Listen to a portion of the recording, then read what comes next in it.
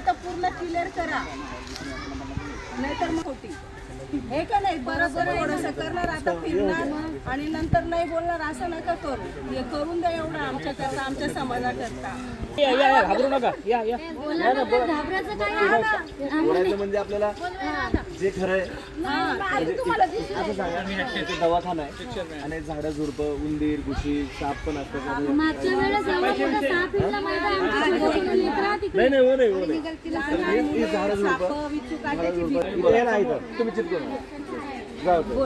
माझं नाव कुसुम साहेबराव चव्हाण. काय नेमकं काय समस्या आहे? नेमकं आमचा हे कचरा आहे, मच्छर होतात, आम्हाला सोय नाही कशाची. इथं वाल आहे, दवाखाने आहेत, आम्हाला कोणतेच नाही, अशा बिमाऱ्या होतात. झाडं झुडपं किती वर्षापासून इथं यालाही वर्षापासून आहेत, तसे आम्ही राहायला तसे आहे ते झाडं झुडपं.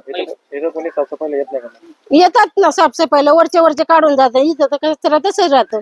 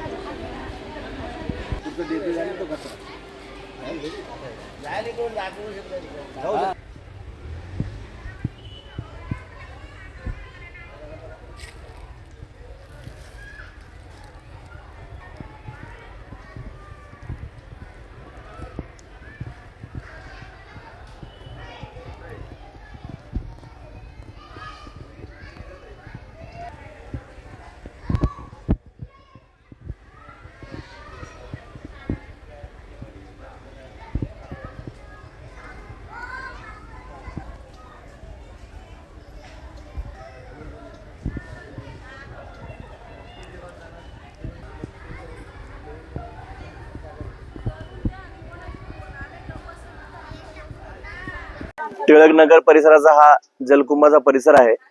जवळच एक आरोग्य केंद्र आहे उल्हासनगर महानगरपालिकेचं. परंतु या ठिकाणी आवाजोवी वाढलेली रानटी झाडझुडपं खूप मोठ्या प्रमाणात आहे. त्यामुळे तिथं साप फिरतात. त्या परिसरातील लोकांच्या समस्या आहेत, त्यांनीच आमच्याकडे समस्या मांडल्या. तिथं साप फिरतात, घुशी, उंदरांचं ते उंदरं वाढलेले आहेत, घाणीचं साम्राज्य, डास, मच्छर होतात, रोगराई होऊ शकते. तर आम्ही महानगरपालिकेला कालच पत्रव्यवहार केलेला आहे. आरोग्य विभाग, सार्वजनिक आरोग्य विभाग, सामान्य सार्वजनिक बांधकाम विभाग आणि उपायुक्त गवस साहेबांना आम्ही त्यांच्या कानावर आम्ही ही गोष्ट घातली. त्यांनी तात्काळ याच्यावर उपाययोजना करण्याचं आश्वासन दिलेलं आहे.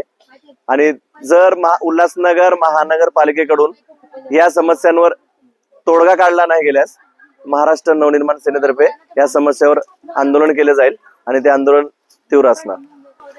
जलकुंभ असल्यामुळे साहजिकच तिथं वाल पण आहेत आणि वाल जवळ अशी झाडं झुडपे असल्यामुळे तिथं घाण साचलेली आहे, माती आहे.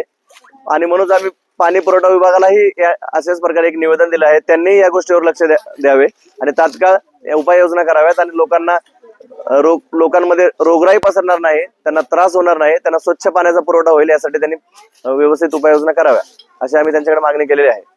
मी कविता जगताप आहे. मला इथं भरपूर प्रॉब्लेम आहे. नीट आम्हाला काही सुविधा नाही आहेत. एकतर एवढी झाडं वाढलेली आहे ती, त्याच्यामुळं कचरा, पाण्याचा त्रास, वाल एवढे घाण आहे, त्याच्यातलं पाणी आम्हाला येतं. आम्ही लोक आजारी पडतो सारखे. मच्छर, इथं साप फिरतात, आमची बारकी बारकी लेकरं आहेत. भरपूर आम्हाला प्रॉब्लेम येते इथं आणि आम्ही सगळ्यांनी मिळून भरपूर जणांना सांगितलं की इथं आम्हाला करून द्या सफाई, तर कोणी आमच्याकडे लक्ष देत नाही. आमच्या एरियाचं नाव कोणी घेत नाही, का आमच्या एरियाला कोणी सपोर्ट करत नाही. आणि आमच्यापेक्षा वयस्कर आहेत त्यांना पण नीट व्यवस्थित सुविधा नाही. सीडींवरती बघा माती कुठे असते, कचरा ते साफ करतात पण त्या मातीमुळं कोणी पडतं, लहान लेकरं पडतात, त्यांना लागतं, कमी जास्त होतं, साप त्या पायऱ्यांवरून फिरतात. आम्हाला भरपूर त्रास आहे. आम्ही सगळेजण तुम्हाला विनंती करा. महिन्यापासून आहे तिथे. हे जसं आता माझ्या लग्नाला 22 वर्ष झाले तर मी हे बघतीये आणि जवळजवळ आता मी 5 वर्षापासून भरपूर जणांना सांगितलं. ते बोलतात आमच्या हातात नाही, ते बोलतात आमच्या हातात नाही. आता त्यांचं नाव आम्ही काही घेऊ नाही शकत आहे. तुमच्याकडनं होत असेल तर करा आमच्याकरता, आमची मदत करा तुम्ही सगळेजण. तुमचे आम्ही भरपूर आभारी राहू. आम्हाला सहकार्य करा या कामामध्ये.